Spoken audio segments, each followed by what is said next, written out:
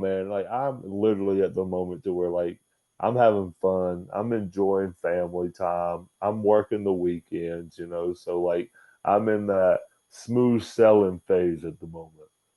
So, but then again, I put nearly 16 years going strong, steady every damn day of my damn life. So now I'm just relaxing and chilling for a bit. You've earned it, yeah. Yeah, I'm relaxing Definitely. and chilling for a bit for sure. Rewind, recap, relive for over 50 episodes. The revolutionary force in wrestling interview. Our first guest has about 14 years in the wrestling business and has made his name known as one half of Beef Candy alongside Richie Slade. Please welcome the Beef, Flex McCallion. Beef! How's it going? Hey, man. It's going good. It's no, it's definitely flowing. Good. I'm glad it's flowing. No, that's awesome. We're going to have a great time. Our next guest is a returning guest. He gave such great advice the first time around to Ryan Clancy. That was almost 3 years ago. And since then, he's had a great run in Impact Wrestling and recently a free agent. Please welcome Heath back to the show. Oh, baby. What's up, guys? What's up? Oh, it's so good to have you back. Like I said, 3 years. Crazy Man, how time flies. dude, honestly, it is, isn't it? I hate that too, man. Like I said, like everyone knows, I got kids and everything, but like it's one of those things like I see them grow so fast, and then I'm just like, my goodness, like I'm growing also, so it just blows my mind. No, totally. Yeah, we're all getting up there. But I got to ask you first off, what I saw you post about a few days ago is that you and Rhino got to get in the ring with the Hardy Boys. Oh Most yeah. recently, I'm sure that was a bucket list moment. What was that experience like? Oh man, it was awesome. Like I'm good buddies with Matt and Jeff, anyways. But like I got to wrestle like Jeff as Jeff Hardy and Matt as Matt Hardy, but like I never got to wrestle the Hardy Boys until the other day. So it was like a bucket list, for like that wanting a tag team to work. So like I've been in that whole thing with me and Rhino. Like we got to work the Dudleys, we got to work the Hardys. Now I just really want to work the Rock and Roll Express. Oh, that's what's up there. That'd be great. Dude, That'd I be would good. love to work the Rock and Roll Express. I think Ricky Morton's just been dodging me though. But yeah, Rhino, like he's one of those guys that like I feel like he like decredits himself, but he's Oh, done wow. some awesome things, man. Yeah. Like he's just some like very cool things, but he's just like, oh yeah, I did He that. doesn't age either, man. When you see him in photos, he looks exactly the. I'm like, dude, he looks like the character selection screen of the WWE or F game back in 2011. He Like how does really he not does. change? Bro, literally, the Crazy. only thing he does is change his color, like that outlines his name on his tights Yeah. here and there. Other than that, dude, other than that, that's the only thing he changes. um, Flex, have you ever run into the Hardys along your career? We have not Matt, yes, Matt, not Matt and Jeff. I think Jeff was Mm. having his sabbatical when me and Richie were at AEW earlier this year. And Matt was there. He was doing the program with Ethan Page. So I think they were doing a tag team bout that night. We had worked Butcher and Blade. So it was cool working Butcher and Blade because I mean they were great dudes and they Oh yeah. needless to say, they took care of us. They talked to us, on a real level. It wasn't a superstar level. Like they straight said to us, like, "Hey guys, we've been where you are. We've been the enhancement talent. We've been on, we've been doing this for years before we got any shot. So we just appreciate you guys, doing the job tonight." And we said, "Absolutely." I mean, just appreciate being here amongst everybody. So yeah, it was a cool moment. But Matt was, I got to just like say like a small word or two with Matt, but it was a cool moment to be around everybody and get that little spotlight. Hmm. Definitely. No, that's a great experience. And you also informed me that you crossed paths with Heath at some point and you had a Yeah, picture so to he show he for it would not too. know. It was funny because when Jonah had come to me and said originally he had reached out about last week's episode with Snitsky. It was I miscued. So then he got in touch with me and said, well, how about Heath Slater? You know, I can have Heath and you on the show. So I said, sure. I said, actually, like when I first started out in like 2009, there was at that time I still was doing I still was a super fan, and you're breaking into the business. So I went to the SummerSlam fan fest that was in LA. It was 2010, and it that was the when Nexus against you guys were in WWE. your prime, bro. Nexus was the shit, and you guys were at a table. I think it was you, Barrett, and Fred. Darren, And it was the three of you guys, and I got a photo back then, and I'm doing like the fist bump, and my haircut looks like a mop just pasted on my head, like I was straight out of Hey Arnold. But and you're like over my shoulder, kind of photo bombing, because like I was terrible with photography back then, and I'm just like, here, can you take a picture? And it was just Barrett, and then Fred, and then you like photo bombing over my shoulder. So I was like, this is me and he's only cross paths ever, but it did happen. He won't know, but so. Oh damn, man, that's crazy. And so now currently I'm working with your former tag team partner PJ Black. So I work for him doing the Arcade Mania. I don't know if he's if you heard about his Arcade. Oh Mania. He's trust me, man. I talk to that dude like every other day. Yeah, and he said, Noe, his partner in the Arcade Mania, said he heard you have an arcade machine in your house, and he wants to have you on there and against PJ. Is PJ the champion? No, I think PJ just lost the title to 25 Cent. But 25 Cent? Yeah, 25 Cent. I love that, sweetheart. Nice.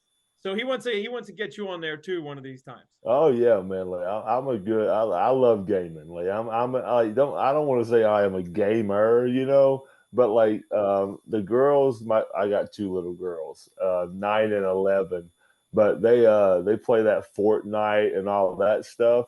So I've been getting on that and getting some victory royales and like acting like like King Ding-a-ling, Mr. Big Bad shit. You know what I mean?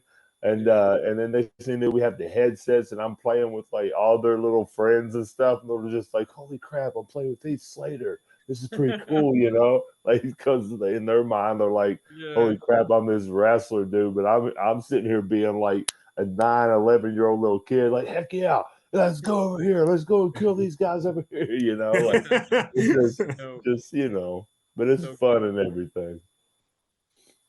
Oh, that's so cool. I love the connections with you guys already. It's awesome. When Flex, like I always like to start at the beginning. I'd love to hear what your journey was like into the wrestling world. I'll try to give you a Cliff Notes version. Sure, yeah. I was, as most of us, a big fan of wrestling for years and years. And like growing up, it was something I always wanted to do. But back then I was like the small, tiny kid, so people were like, come on, bro. You're never, you know what I mean? Like, think realistic, be a doctor, whatever. So it wasn't until I would write like wrestling blogs, and like when MySpace, God forbid, MySpace was hot, I tried to play one of those like trendable characters on there, like Tila Tequila. So I had this character named The Lock, and for whatever reason, I guess like I would write wrestling blogs back then, and Dave Marquez, the owner of Championship Wrestler from Hollywood, someone had sent him one of my writings or something, and he reached out to me when I was 16 and said, "Hey kid, like you got a good look," because I had started working out for like 2 years at that point, and like because of wrestling. And then he said, "Would you want to do this? I got a show on in California." And I said, "Yeah, I would love to. Like, I need to get my foot in the door." And then his thing was just like, "Okay, cool, move out to California." And I lived in Philadelphia, Pennsylvania, so I just was like, you were just born there to like stay there. It wasn't something where you had that mindset to like venture out and, do cool things. It just was kind of, everyone was like homely and they stayed at home.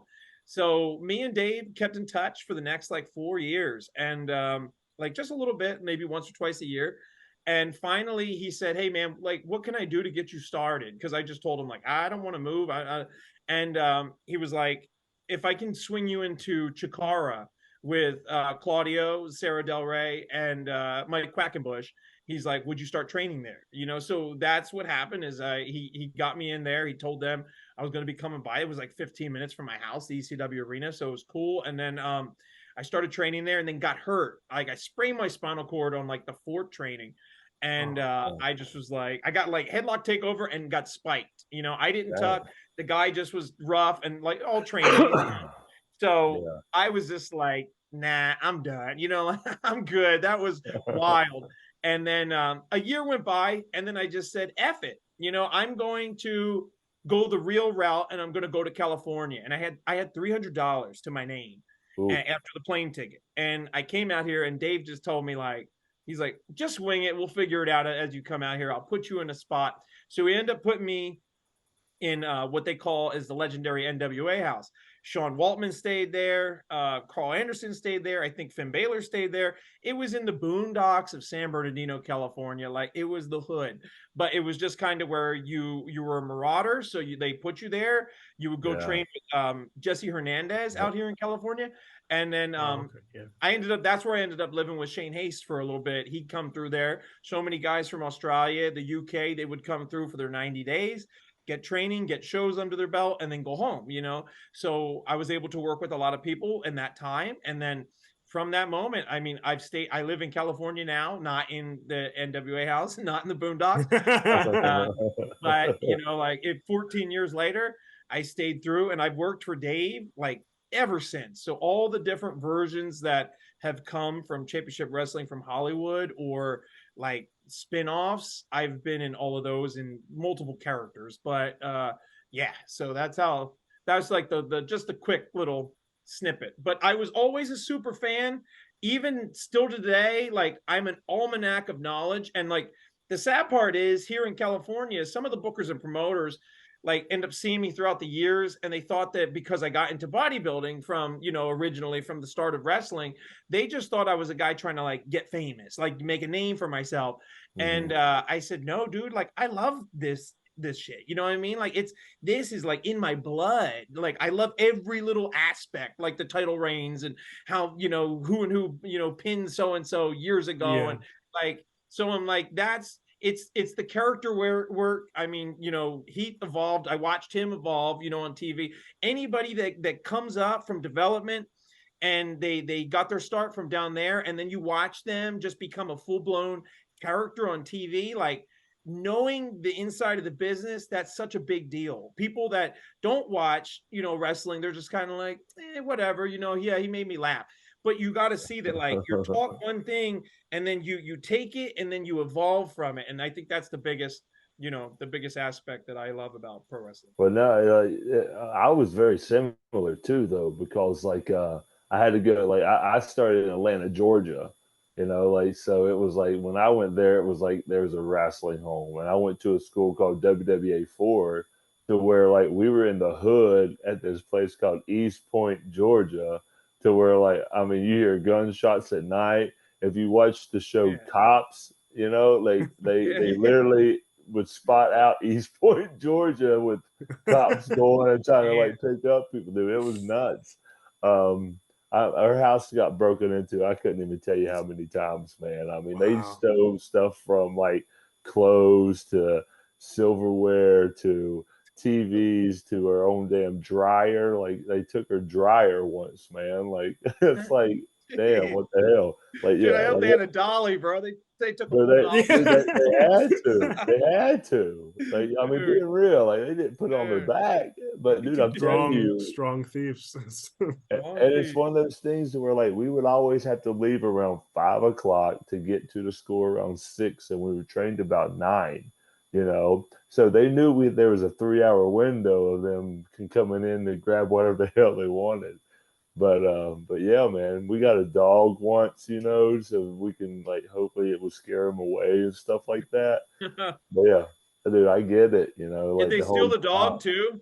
No. They didn't steal the dog. He was a big old like husky, you know, like a big boy. Yeah, like he was a little ferocious. We called him Holmes. You know, come on, Holmes. You know, like, he was cool though.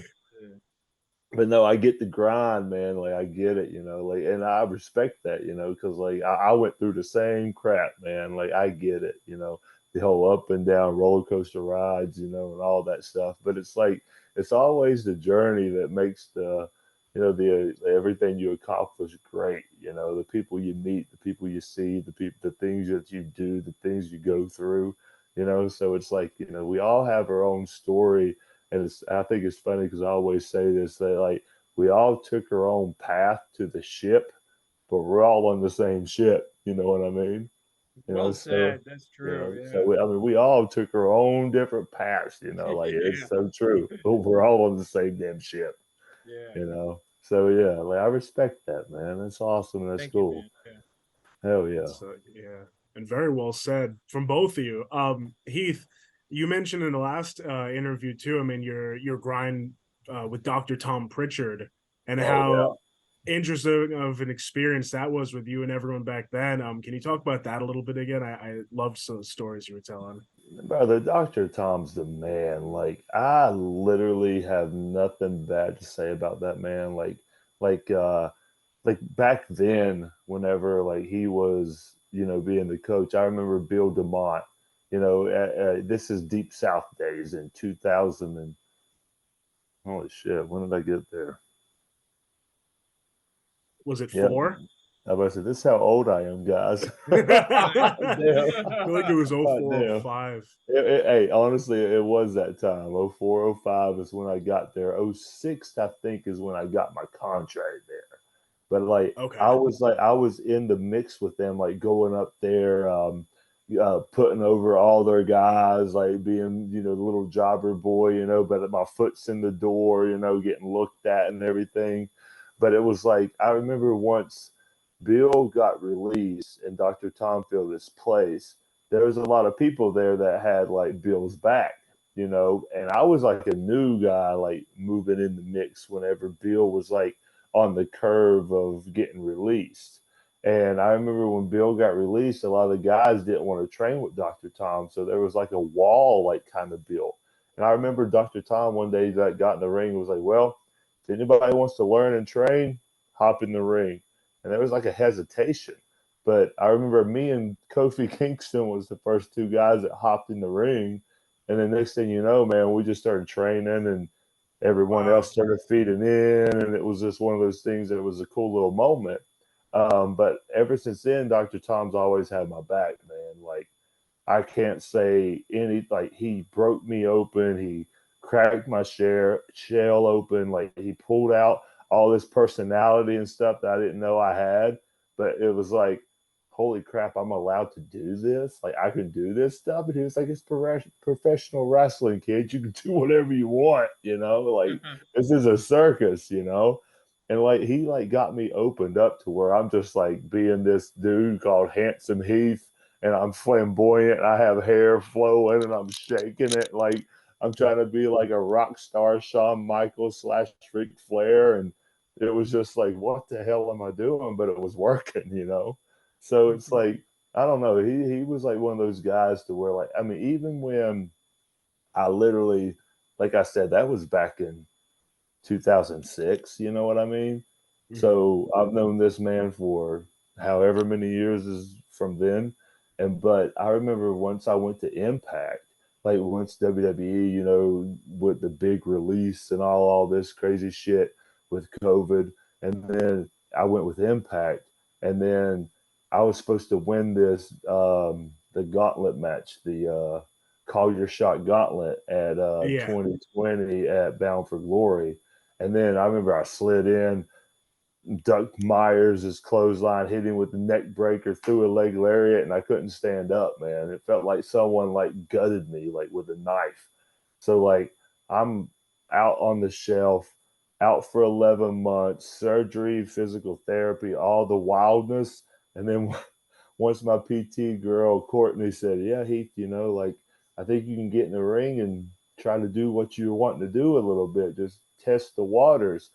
I was just like, "Oh, okay, thanks," and I get home and I'm so scared. Like, I'm scared. I'm frightened. I'm terrified. I'm like, I literally done a neck breaker. I took a back bump pretty much, and I blew my guts out. You know what I mean? And then like I tried to throw a leg lariat and I tore my groin, you know. So it was like I'm scared to even do anything right at the moment.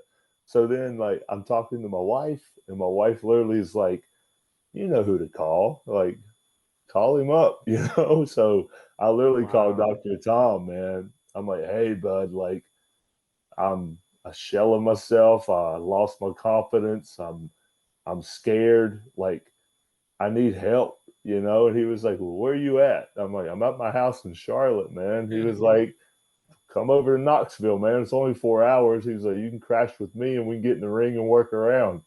Brother, I went over there for like 3 whole days, man. Get in the ring with him, get in the ring with his students. I remember me and him would just get in the ring and lock up and go. Like we would just call spots and just go, go, go, go, go, go, go. And then we'd be out of breath and we'd stop. And the kids would be like, how much did y'all talk over? Did y'all talk over any of that? And we're just like, hell no, man.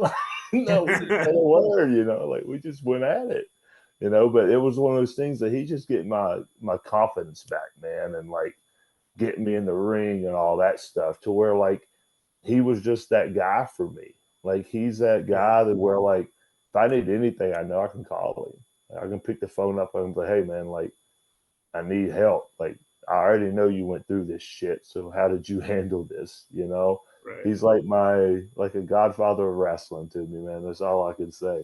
I mean, that's hell, really cool. huh? That's really cool to have someone like that, you know, It's that an you can come amazing to and story. yeah. Oh yeah, but yeah, and like Arn Anderson, you know, like he's another one. Like he lives 20 minutes from me, and he's one of those other guys that I know. I remember him and Dr. Tom back, and you can ask PJ Black about this because it's about him. Back whenever we were getting like evaluated of being like, hey man, can these kids come up here and hang with the big dogs? Dr. Tom was our agent, but they brought Arn Anderson down to be like the headphone agent to like do the match. That we had a 2 out of 3 falls Ironman match, and it was 30 minutes. Next thing you know, we had to like last until you know the last second, this and that. And I just remember Wade Barrett at the time was on commentating, and he had the meeting with Dusty Rhodes and Dr. Tom and Arn Anderson and all this stuff. And I remember they had like 3 different backup plans if we couldn't make the time limit and all this stuff. And next thing you know, brother, me and PJ just was like, hey, man, let's go out there and kick the living shit out of this, man. Let's do this, you know. Let's go and rock this house. And then next thing you know, we did the whole match. We're listening to Arn, the refs doing the whole, you know, relaying the messages. And like you gotta remember, we're kids in developmental trying to like just make it to the big leagues. We went all the way to where PJ hit the 450 splash and hit it 1, 2, 3, and there was only 3 seconds left. So it was one of those things where it was like, holy shit, these kids got it. They did it. It was like a hoorah moment, you know? And the next thing you know, like we started doing dark matches, and then NXT started, and then Nexus happened, and all that stuff like started rolling. But that was like another moment where Arn Anderson, both with me and PJ, he calls PJ Wolfie to this day. He's like, hey, where's Wolfie at? That's his name for PJ, man. Hey, where's Wolfie? You know, so That's cool. yeah, but yeah, That's really cool. he's still one of those dudes. That's like, man, he's like, I know he's got my back. So an incredible story. I love how close you and Dr. Tom are, and such a unique ability he has to like give you your confidence back. Not anyone could do that Brother, for someone. That's it's really, special. dude, he's just I don't know, like I can't tell you what it is. Like he just has Right. this special touch when it comes to the wrestling business and connecting with, you know, with us wrestlers. You know, like once he sees something in you and he like dives in with you, brother, I just can't explain it. He's just like a scientist.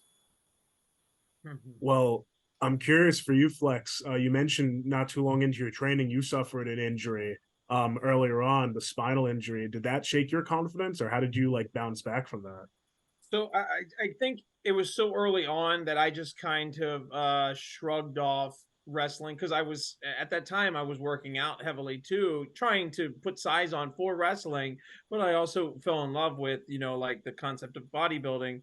And once I hurt my neck like that, then you couldn't do anything. I mean, you're like, I was in a neck splint, and then you're debilitated. So it just was like, whoa, it definitely was something that I was like, oh, I don't know if I want to do that because I never got my teeth into it too deep, and then I still loved it. And then, something Dave had said to me was like, he's like, well, you didn't even get going, you're going to quit before you get going, so that was something that settled in my head. And then, that's when I jumped into it. But I've had a few, like minor injuries since doing it, throughout the years. And then just more recently, like a couple months ago, something like Slater had said, or Heath, sorry, Heath had said that it was like a freak accident, and I don't know what it was. Like, Richie watched the match, and it was a singles match, and I was working a guy, and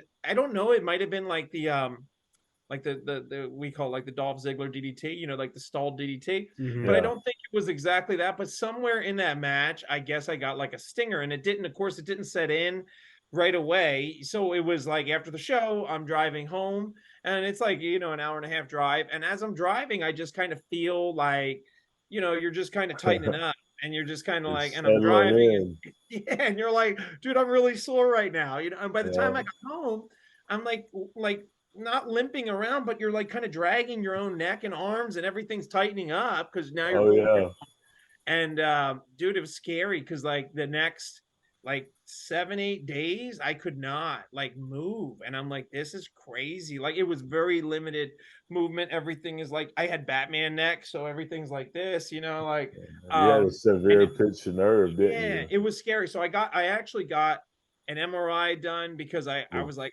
I went to, after like 8-9 days, I went to the urgent care, and I just was let me go and have them like check it.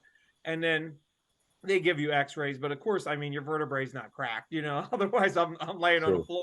So they're like, well, no broken bones, but we do see inflammation and this and that. So I end up getting the MRI, and that's what, by the time they get you in for the MRI, you're starting to feel a little bit better. It's still irregular, but it was just a lot of inflammation, I guess, so I ended up getting a cortisone shot because I took 2 months off because I said, let me not try to, do this. Let me not try to rework a match without bumps and, whatever. So I just told them, hey, I'm just going to, stay clear on this and be safe and just wait till I know a result. So then I came back in October, and I got a cortisone shot like maybe 2 weeks beforehand, just because he said, well, if you want to, just to prevent that area. And I've never had one prior to this.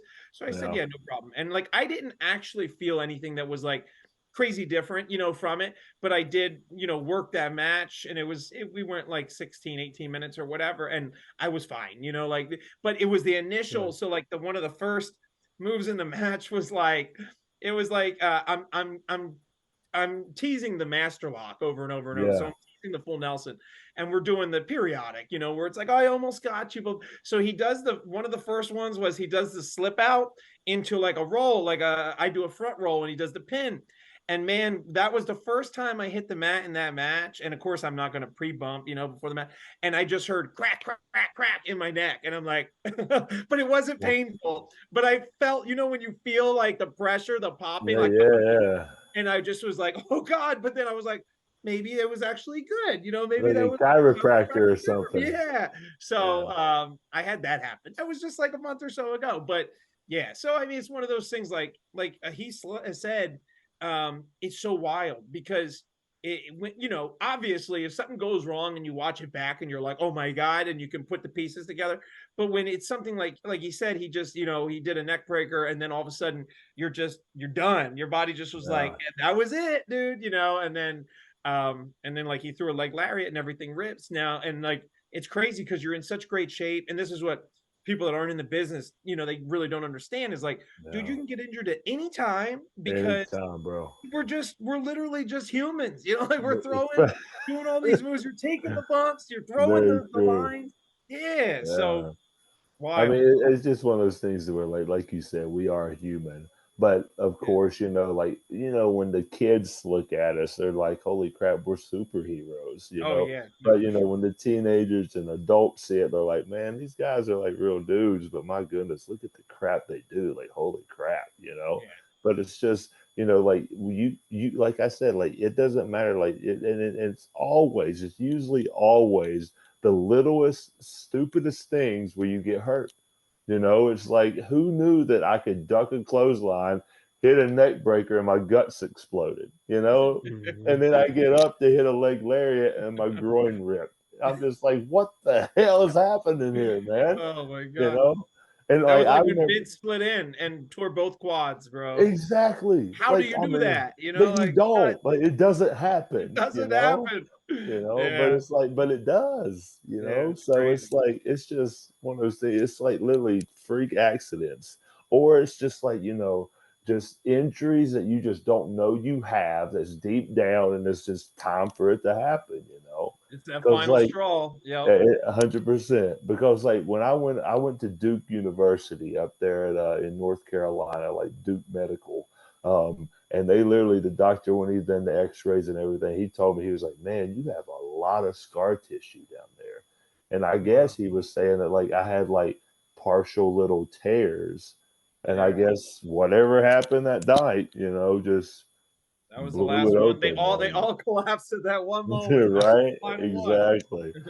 But it's just like you said, like you just never know. Like you can just take a back bump, and next thing you know, you're ripped in half.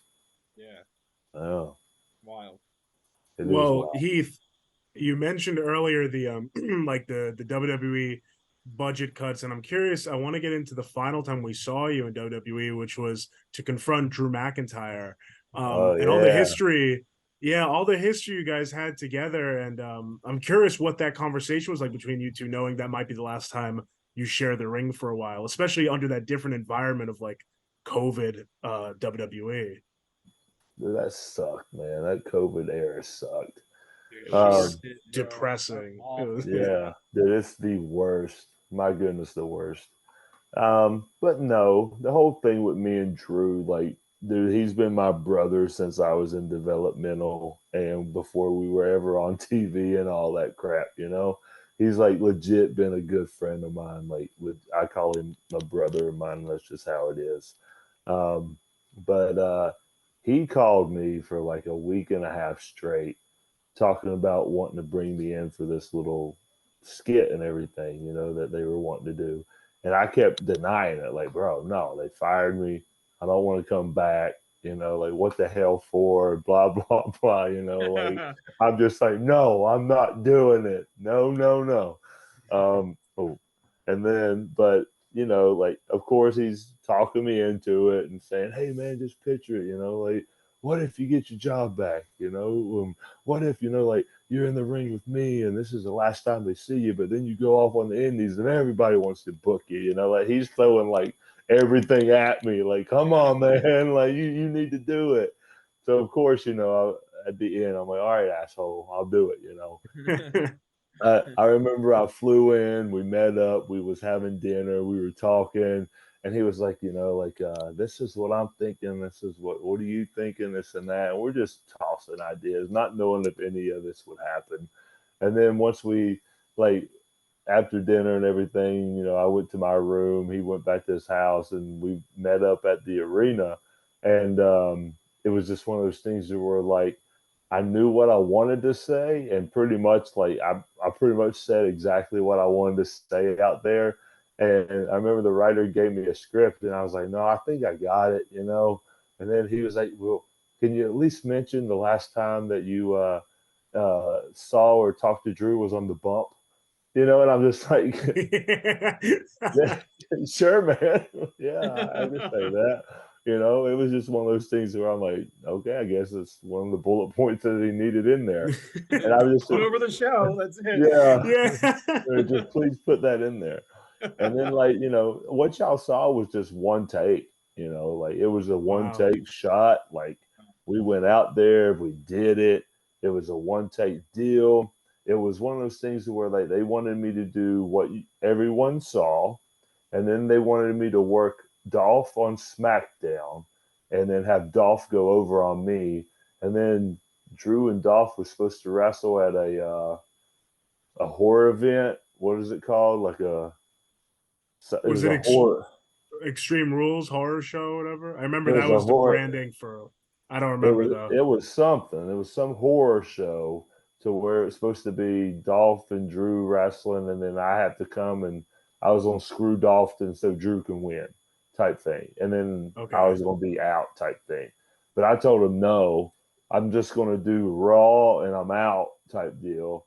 And they just was like, well, okay, well, you sure? I'm like, yeah, I'm sure. You know, I'm just doing this thing with Drew and I'm out. So I did exactly what y'all guys saw. And then I got in my car and I left back to the hotel and got all my stuff and everything and went to the airport and flew home. But what was crazy is that, like, after all that, like, I got a phone call from TR and they were offering me a deal again. And I told them no, of course, but it was just one of those things that they were like, yeah, man, you know, it was a great performance. Everyone was impressed and that. We were wondering if, like, you can come back. And, you know, at the time, I just was like, no, like, I want to do this. I want to do that. I've been there this long, blah, blah, blah, blah, this and that. So I went on and just kept doing what the hell I wanted to do. And then, like you saw, I went to Impact and I blew my guts out. And I got injured. And I was on this shelf for a damn 11 months, man. So, yeah, that worked out great, huh? Yeah, you're like, oh, maybe I should have signed that dotted line. But yeah, man. So, you know, shit happens for a reason, I guess, you know. But no, it was just one of those things where, like, it was cool moment, cool thing. It was awesome what happened. Awesome for the opportunity to come back. But it was like, I was there for 15 years, man. I was literally, I got signed when I was 22. I was 22 years old and I got signed with WWE, man. So it was like, I was there forever. I just wanted to be like, nah, I want to go and do my own thing, you know? And then, like you said, I blew my guts out, so. It was a cool moment to watch, too, that they brought you. Because didn't they just finish up a program with him and Jinder, or they were leading to a program with him and Jinder? It was something, yeah. Yeah. So it was you were the third one, and then I remember, I mean, people still chat about it, is like, you still have to get your retribution and get your world title run, you know, because those two, they went and broke the script, you know. So hey, imagine that. Imagine if 3MB came back, you know. Oh, dude. And Drew's all you guys are like ultra bulked up now, like, like, who wants some of the big daddies, huh? We're three bad men at the moment, you know. Hey, that might be a new 3 3BM. 3BM.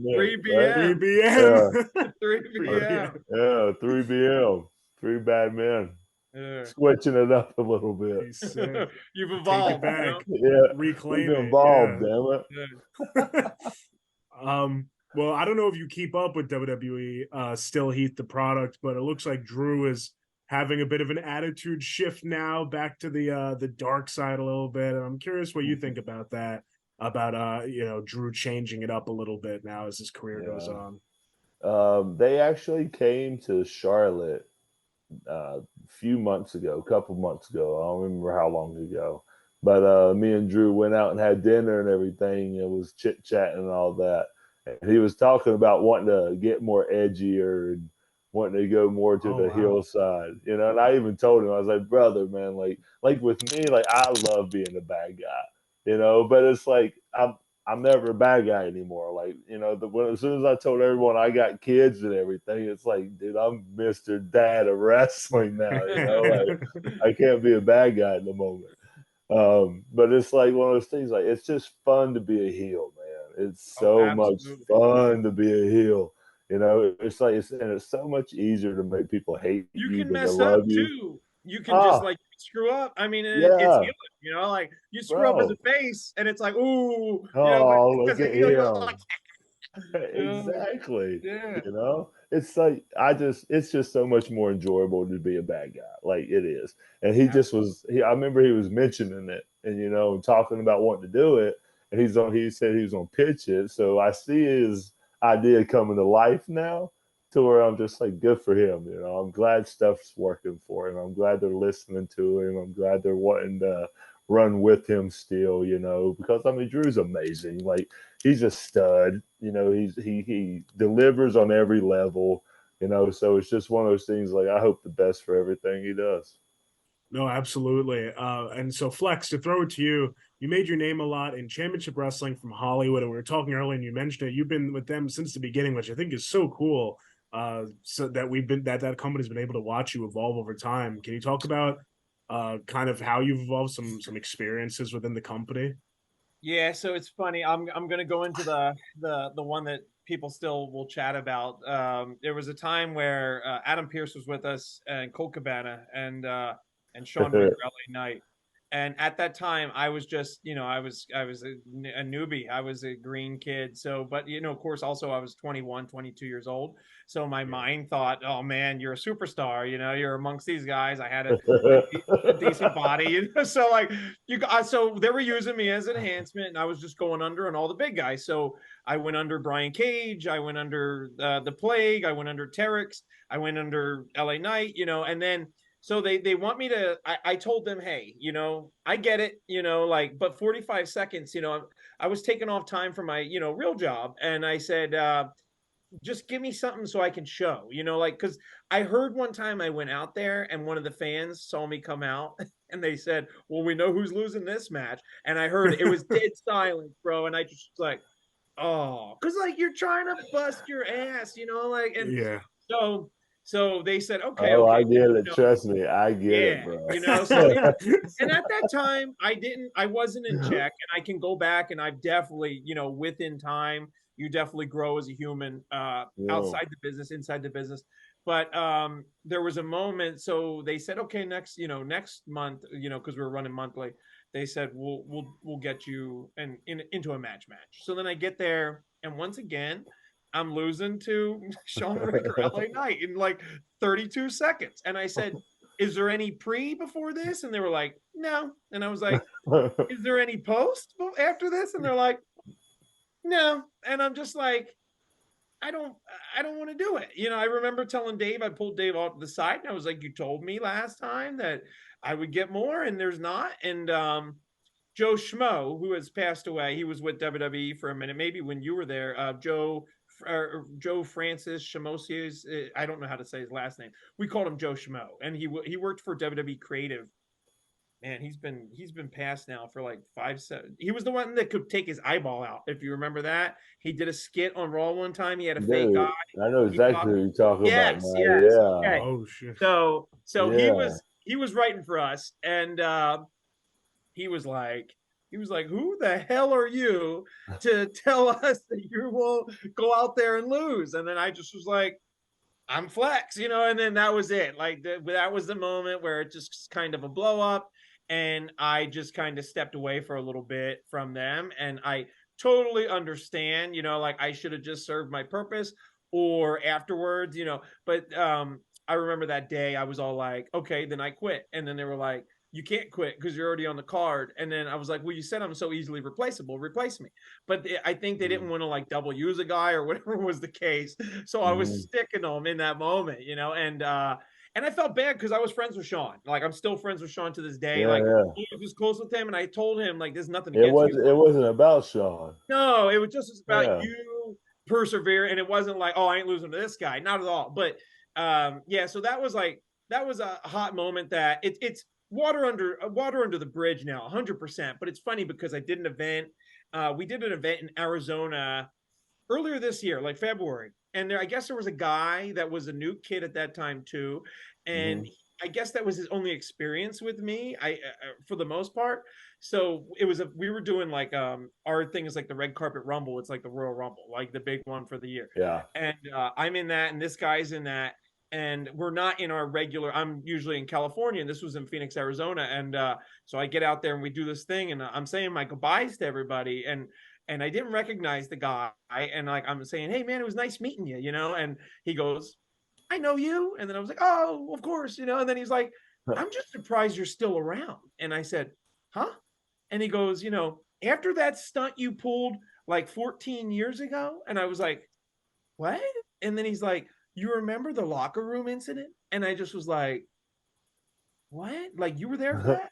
Like, and you're bringing this up? Why? Like, I'm like, dude, right. so long ago. Like, I was a child pretty much, like I was a young adult.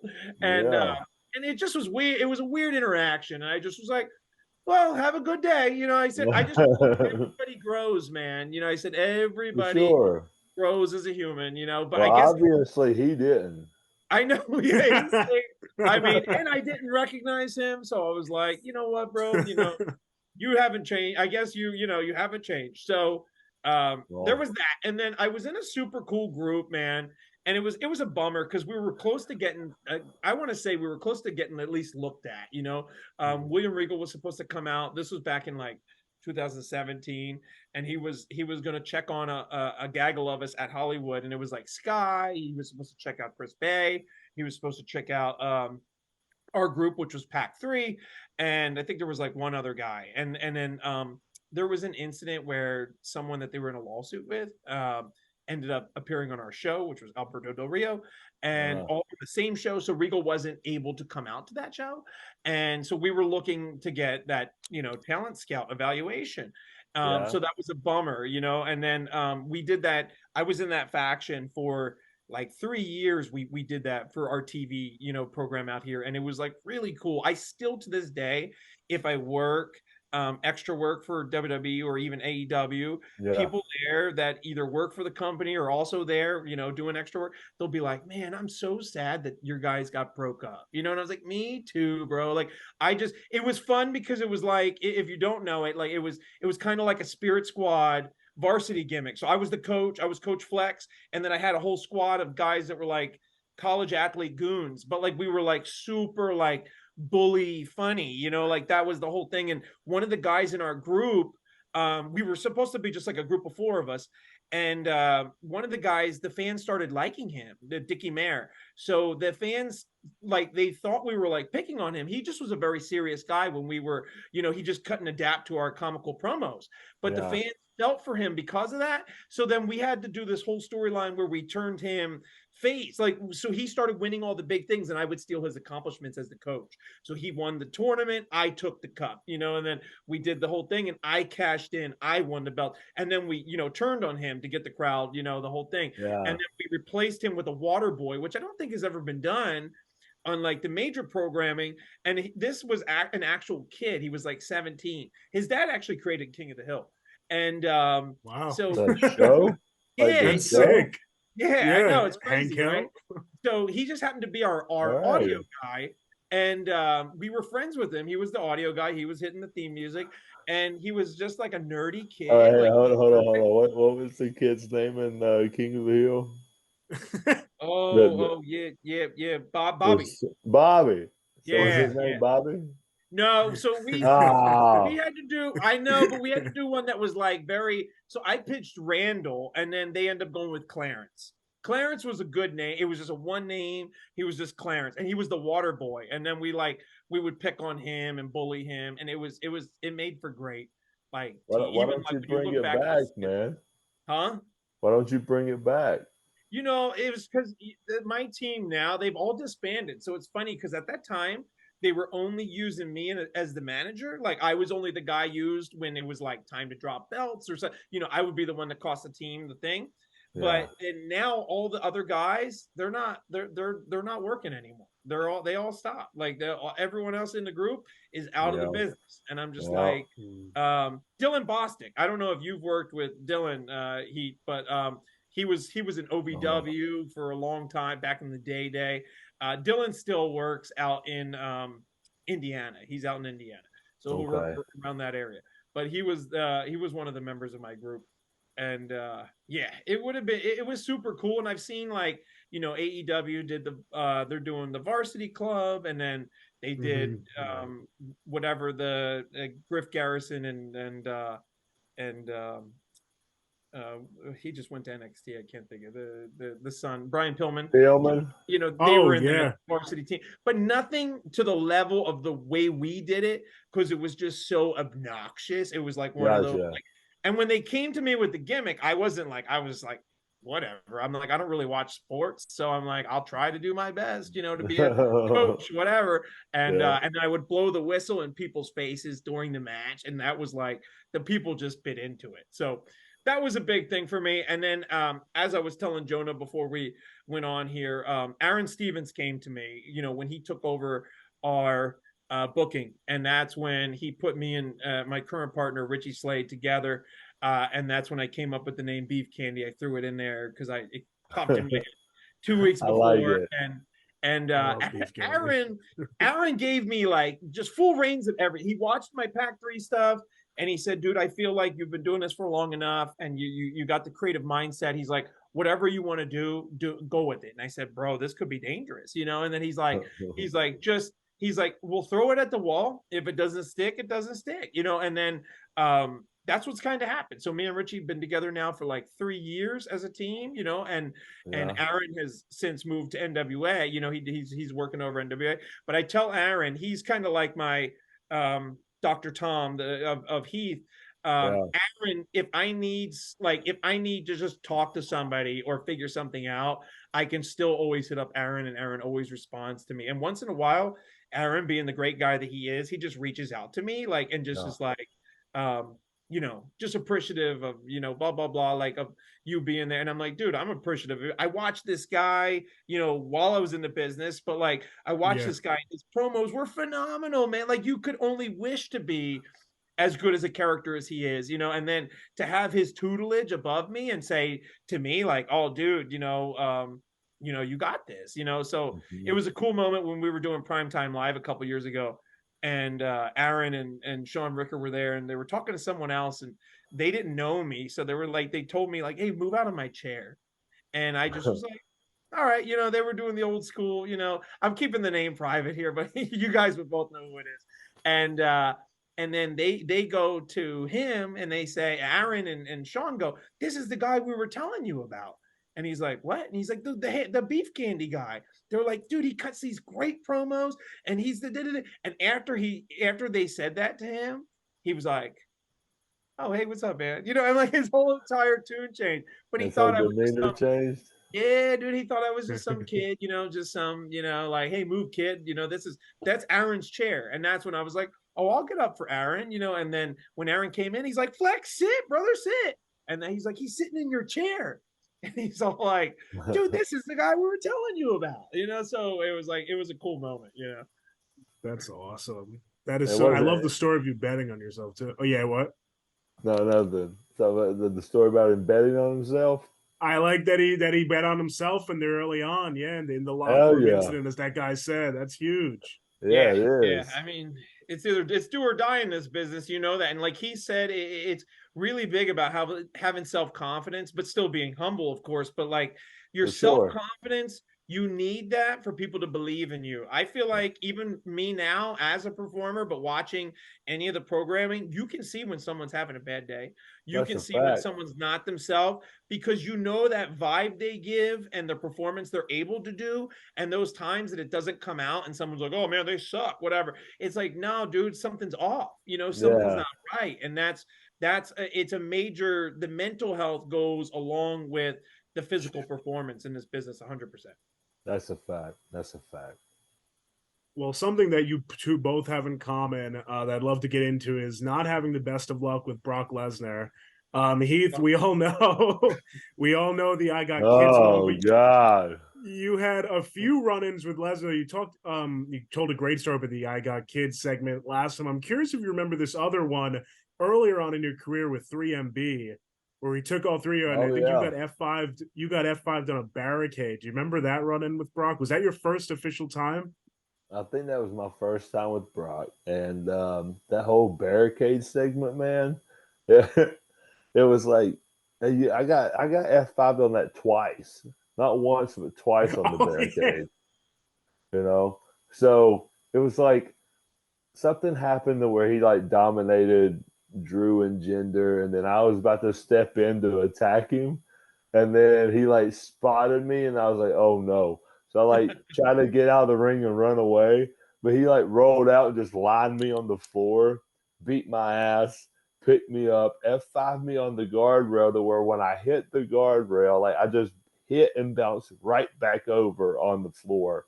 But then he just picked me right back up because I guess he wanted me to stay there. And then he said, all right, here we go again. And then he threw me up again. And I'm just like, what the hell? So I just literally landed right on the guardrail, and I made sure I stuck, like to where I remember your hands. Yeah.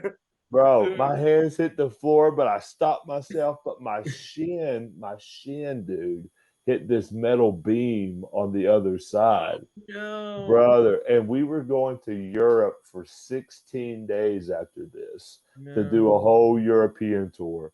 And brother, I remember I was bruised. I was limping the whole tour, the whole damn tour, man.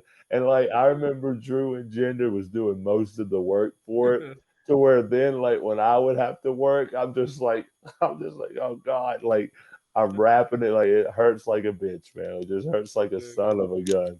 And then like, I remember I'm doing everything, but it's bare minimum and everything. But I had to work some of the shows because, I mean, hell, they can't work 16 matches in a row, But it was like I'm limping and working. Like, it was just like, good God. Like, I just had to get F5 twice, right? Just twice, right? Like, one wasn't enough, man. Mm-hmm. But yeah, but that was that story with that, man. Like, the whole 3-on-B thing. I got F5 twice, my shin hit the metal beam, and I had 16 days in Europe limping around trying to work. Oh my God. And having had like quite a bit of memorable moments with Brock, what was your relationship like with someone like Lesnar? Dude, honestly, Brock's one of those guys, like, he's intimidating. He is. Like, I mean, he's one of those guys, like, you would put him in the Avengers, you know what I mean? Like, yeah. he's like one of those guys, like, he can be the Incredible Hulk's cousin, like, whatever. I love that. Something like that. But no, but Brock's one of those guys, like, legit. Like, at first, when you work with him, it's like, oh, shit, man, this is Brock Lesnar. But once you get to know him and you work with him a few times, dude, he becomes a dude, down-to-earth, cool dude, man. Like, he's always, like, every time he saw me, like, after I've worked with him a couple times, he's like, oh, Heath, man, how you doing, man? How's the family? Like, always, just nice, nice and cool. But it takes time.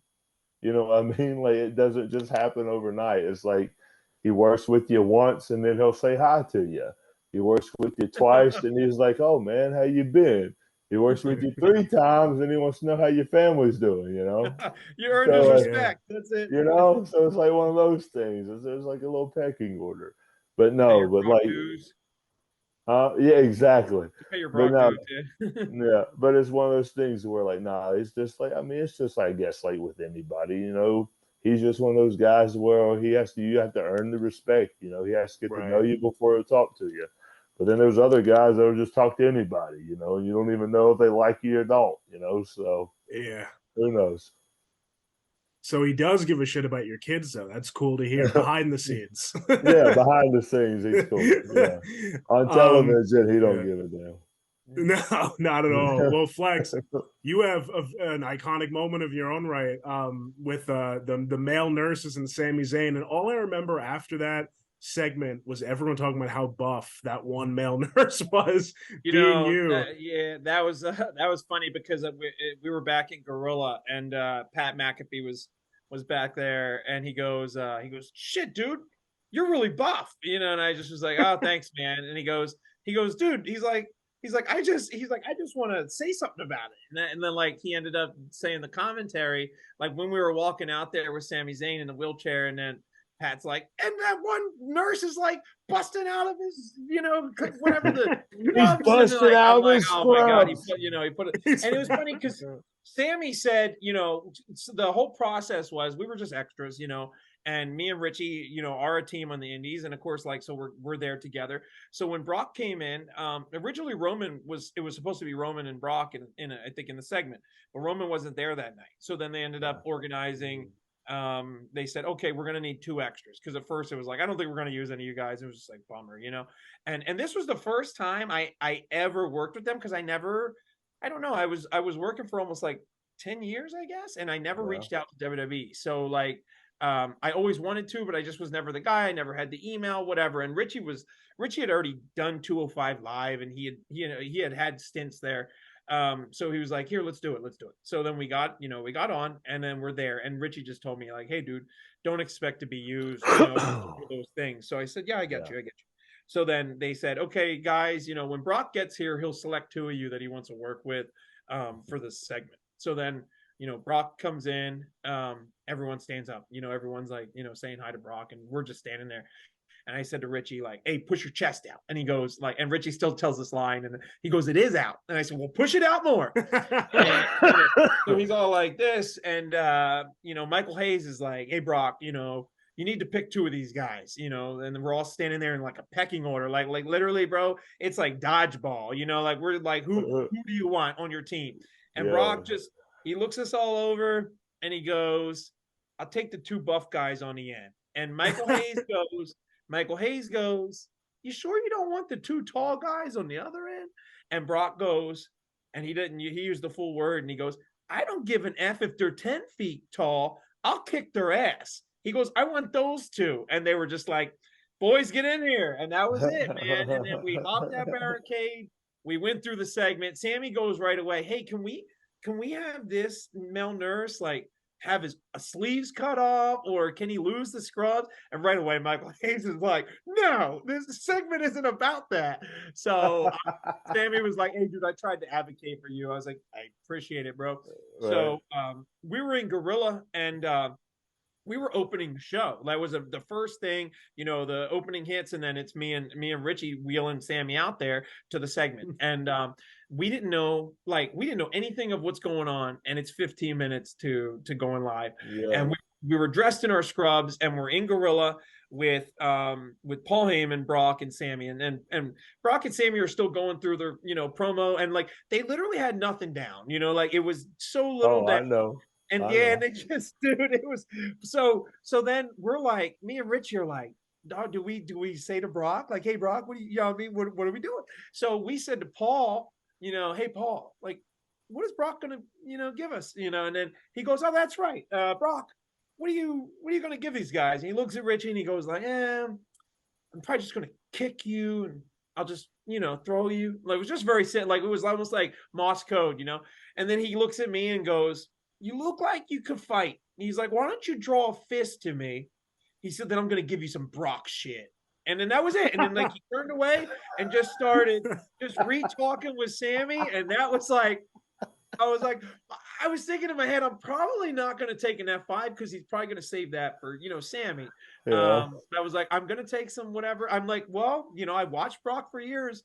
I know what shit he gives, So when the segment came out to be, we didn't know a timing for it either. We just figured when you see Brock get amped, and so we're in the segment, and like they're to watch them have nothing going out there in terms of talking, and to come out with this promo where I was almost enjoying the promo, but you're a part of it, but you're enjoying what they're saying, because it was just so professional, just so good.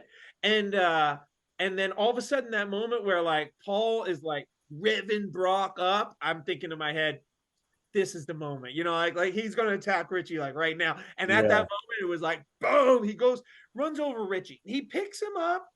He levitates. Like I see him pick Richie up, and Richie's just like floating in midair. And he throws him so hard at the rope that he hits the rope like he just hit a glass wall, like he didn't know it was there. So he hits the rope, and he bounces off, and then he goes, and I'm thinking in my head, I ain't doing that. I'm clearing it. Like when he grabs me, I'm going over that rope. And then Brock went, and he just comes running at me. Boom! People thought he hit me in the face because he fell too when he delivered the whatever, like the attack, Yeah. And when I was on the ground, I started to get up, and I just felt myself floating, and I was like, oh, I'm in the air right now, like he's got me by the trousers. And he threw me so fast. I tell everybody, he threw me so fast and hard that like you defy gravity for that moment. Like you can't go the way that you think you will. I looked directly at the middle rope, and I'm like, I'm clearing that. And then all of a sudden my body's just shifting into the rope. So I hit it, and I bounced off all awkwardly. And then he just kicked me in the spleen because he wanted me out of the ring. So he's just like, boom. So I go underneath. I land right next to Richie face to face. I said, "Are you okay?" He's like, "I think I broke my wrist." And he's like, "You okay?" And I'm like, "Oh yeah." I said, "I think my spleen is caved in." And that was it. We only got like one move each. We get to the back, and then Molly Holly's there, and she's like, "Dude, you guys did so good." She's like, "You totally made it like you're not workers, and it's perfect." And I just was like, "Yeah, that's what we did." That's exactly how it went. We wanted to make sure that Yeah, you we guys did had that. no We clue did that we that. knew what we were doing. Yeah, Right. so, totally cool. It was Oh. totally fun, and I had told people going into that taping, just a small few of people, that I was like, "Yeah, I'm booked on SmackDown." I said, "I'm going to challenge Brock." I said, "It's going to be Brock." And then, like, literally when they gave me that clue in, I think I called my mother and like one other person. I was like, "Dude, tune in." I was like, "I'm going to be in there with Brock," and they're like, "You're a liar, bro." And I'm like, "No, for real." I'm dead serious. Yeah, so it was super cool. Hey, no bullshit though, but Brock is one of those guys that is like just superhuman strength, to where it's Nice. you know how like all of us, we grab each other for like, we pick each other on the shoulder, we jump, we Yeah. jump to help the brother, it's a light lift. You don't have to jump with Brock. Nope. Brother, I remembered Brock picking me up for the F5, and literally it was me selling around and him scooping me up. But I didn't even have the opportunity to jump, but he scooped me up to where he scooped me up so high to where it wasn't just on his shoulder. Like I was in the air to where I plopped on his shoulder. To where I was just like, how in the hell did he throw me up like that? Like I'm 230 pounds at the time, and he just threw me up like a sack of shit.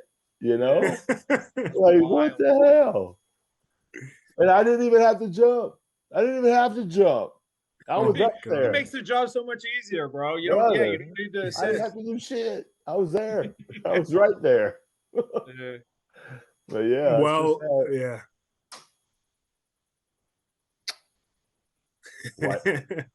Wife just came in and said, "Shh." The Brock excitement got a little too loud. Yeah, I know. I said the Brock. Well, switching gears then, quieter. Heath, the Royal Rumble looming. I've got to ask: is there a possibility? I know you turned it down in the past when they asked you to come back, but do we see Heath come to Royal Rumble? Would you like something like that if it was? Oh man! All right. Well, I mean, just to be honest here, Royal Rumble is my favorite event ever since I was a kid. And it's Me too. Ever since I was a kid, I've loved the Royal Rumble. It was so cool.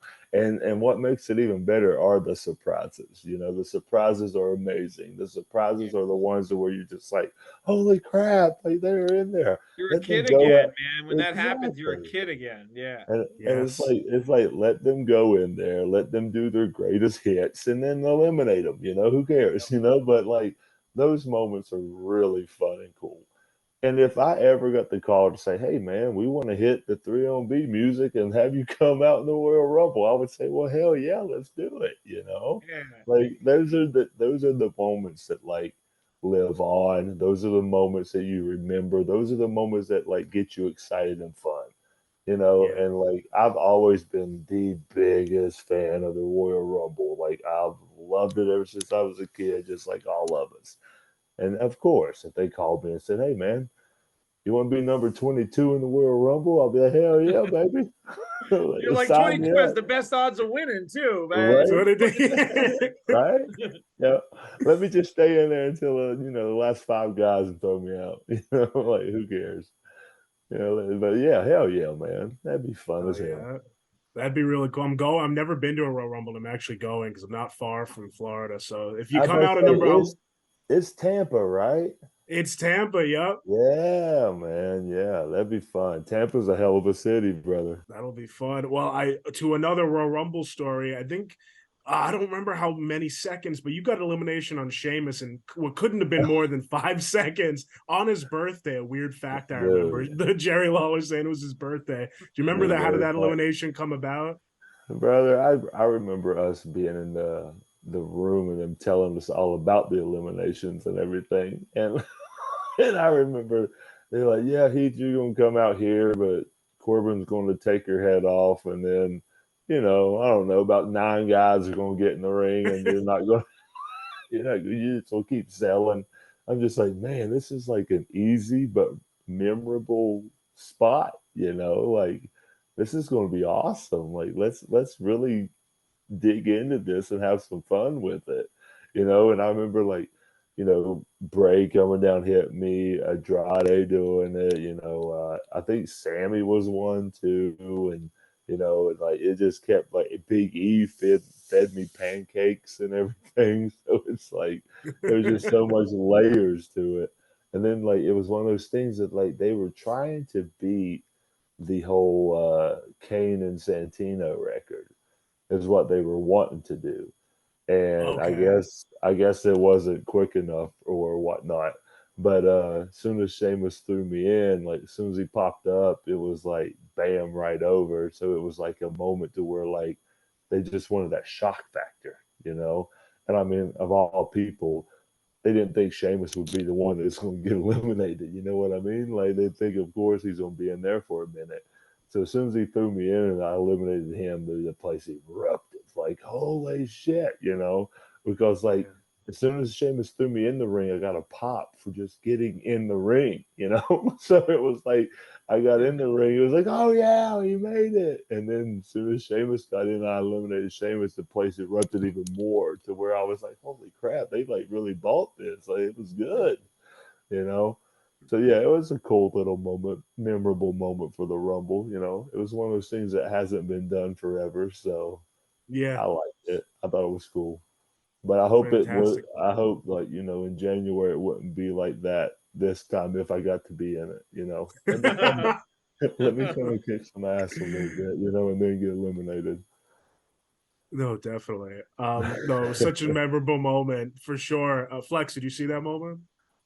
I think I do remember that one, man. Yeah, I like Heath had said, the Rumble moments, the ones that are very different, throughout the years. Like I think Nunzio would sat on the outside forever one year, and then finally someone saw him, did the same thing where they threw him in. I think it was he got eliminated immediately. Like Yeah. throughout the years, like those, and then Road Dogg and Billy Gunn, they used to hold the bottom rope, like all four on the bottom rope. It's just the Yeah. little stuff that people Yeah. do in there they still edge their character on, but like they're doing it in an environment that is over the top rope elimination. It's so cool. Like it's just something that stands out. And I think I do remember Heath because he got beat up before you got beat up like multiple times, right? Before you entered.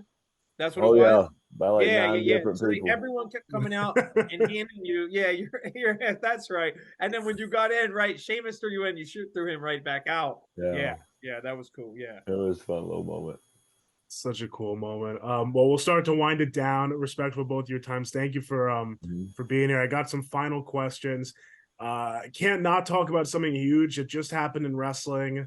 Of course, CM Punk returned over the weekend to WWE, and Heath, you have some brief history with him, early days of the Nexus when he took over New Nexus, but I'm sure you spent some time with him too, behind the scenes and everything. I'm curious to hear your thoughts on such a big return like that. I mean, it's one of those things like in the wrestling business, in the wrestling world, and the whole wrestling for the fans and the popularity of it, of course, it's a cool moment.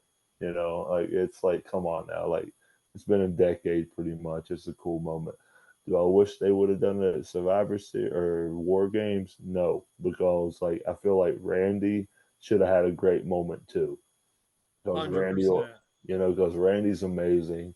Randy, is one of those icons, a Hall of Famer, is a legend. To me, Randy's like if you sculpted out what a professional wrestler should be, it would be him. You know what I Absolutely. mean? Like that's how I feel. I kind of feel like it overshadowed Randy's moment, but it was a cool moment, of course. Um, the whole him backstage drama, BS, like it's there. We all know it's there.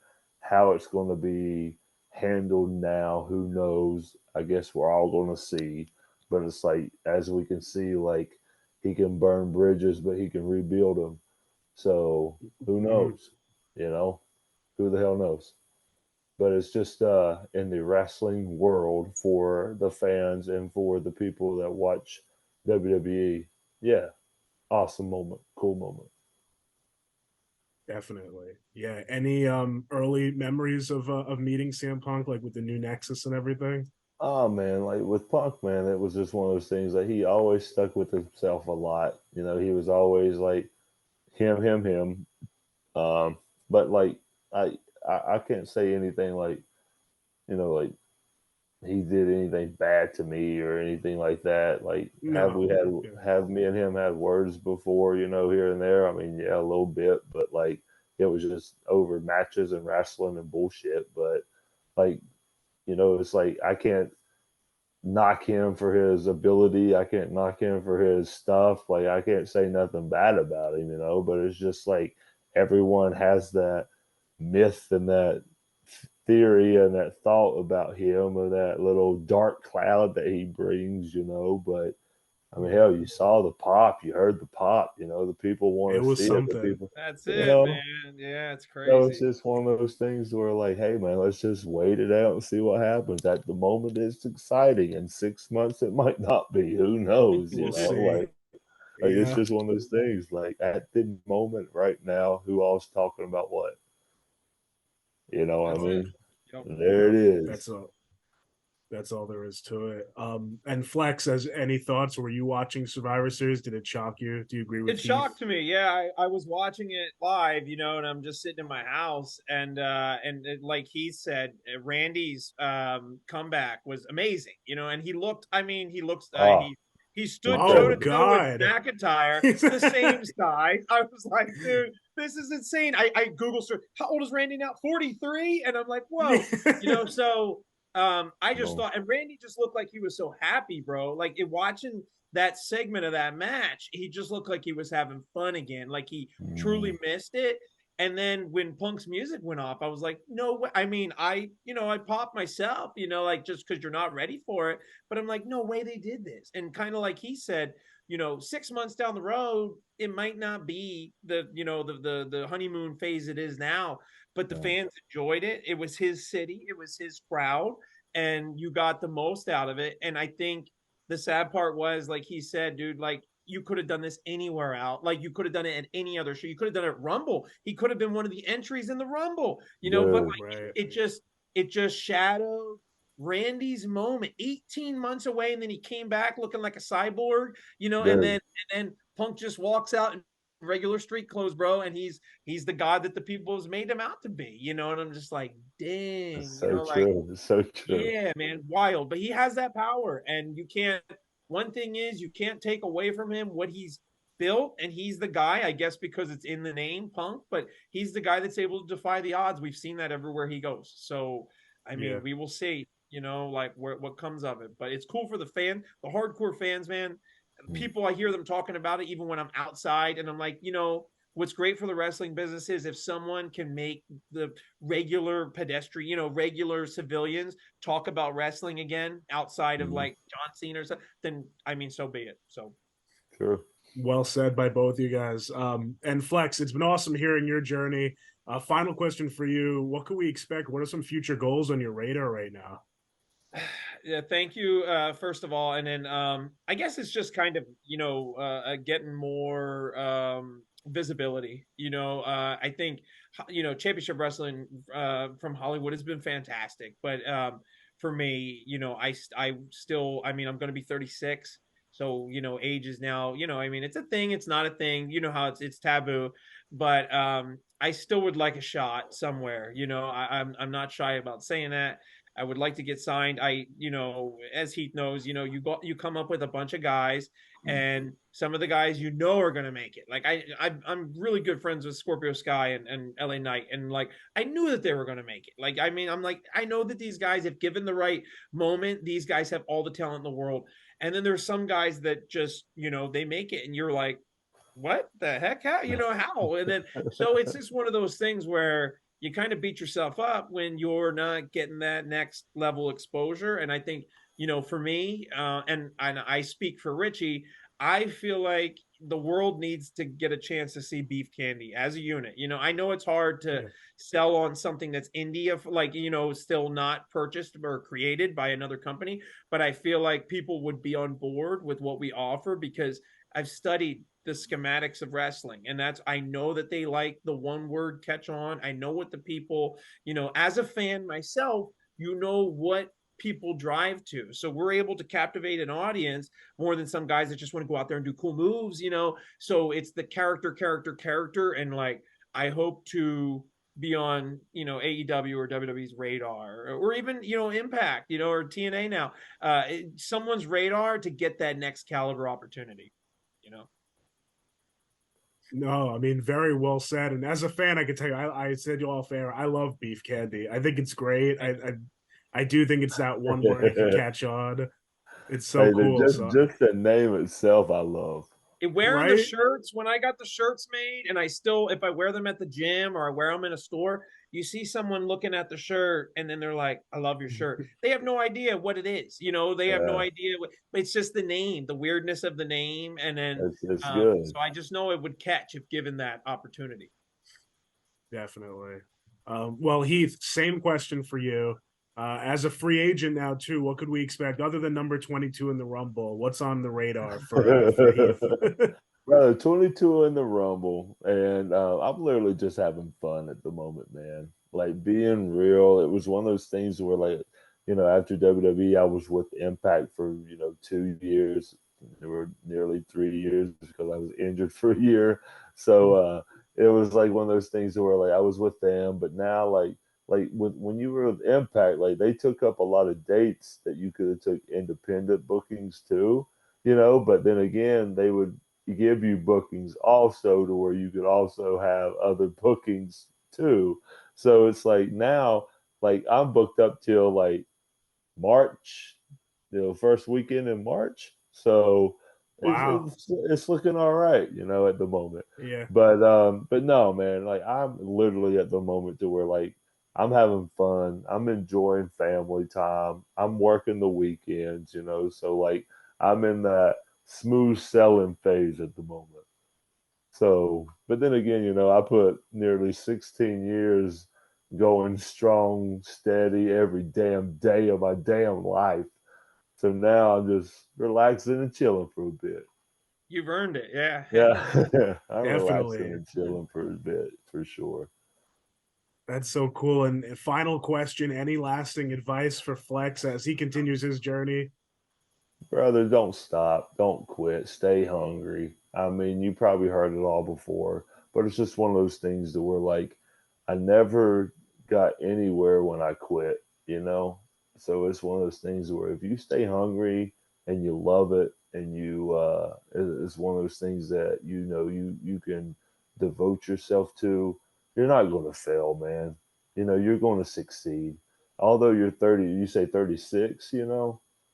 So age is just a number.